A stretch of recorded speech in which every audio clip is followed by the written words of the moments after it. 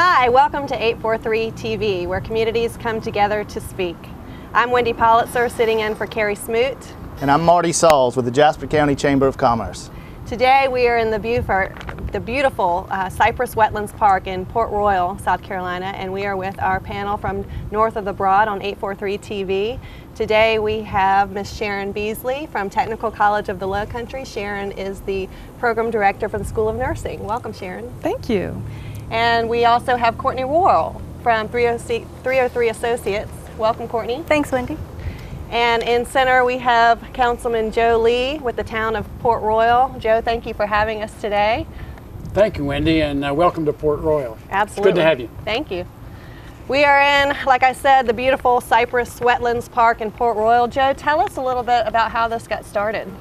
Well, Wendy, it's been here for a long time, the actual pond, as you call it, and several years ago they built a couple of islands in the middle of the pond and didn't do much maintenance. And then last year, with a couple of plans put in place, we decided to invest some money. We took out all the invasive species. We built a boardwalk. We built this beautiful amphitheater, and it has become a rookery and a place for native wild cypress trees. So it's just a great amenity for the town. The half-mile track around here, you can walk or run and get really close to the natural life.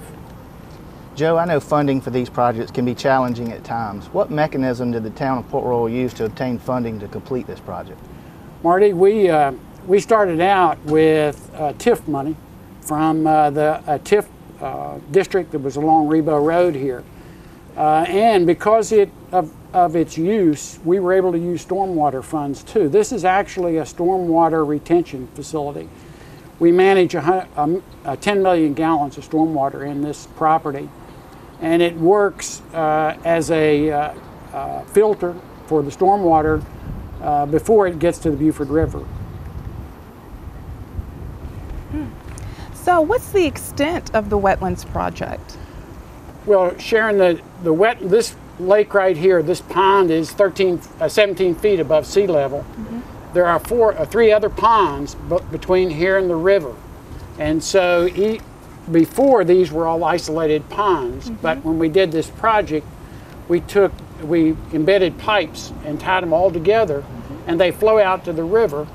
The ponds act to filter the water because a lot of the water comes off of Rebo Road, so it needs to be filtered before it goes to the river. So we actually have 4 ponds, and they're all tied together with a walking path, and they go all the way down to 13th Street to the Duck Blind Pond, which is the one that goes out to the river. Good. It's very enlightening, Joe. Thank you. Thank you. Joe, I'm so impressed by the quality of the work, and just it's so well done. What are the other future plans for this project? We're putting together an organization now to be similar to Friends of the Wetlands organization, and we've got some really bright people involved, and we have found that the marketing part of this will probably be as a rookery more than a wetlands, because we didn't plan on the rookery being that large, and it's attracted all the Audubon people, and now we're going to market the property as a rookery.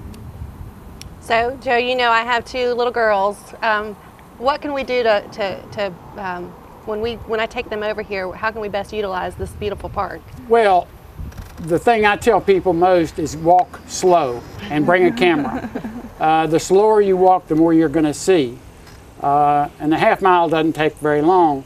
But a camera and binoculars, there is a set of binoculars at the end of an observation deck. And then, of course, the purpose of all this is for you to come and invest money in Port Royal. So eat at one of the eateries or enjoy the restaurants that are downtown here.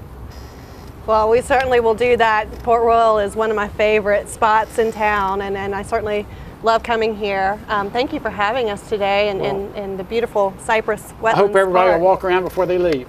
Well, it's a hot one today.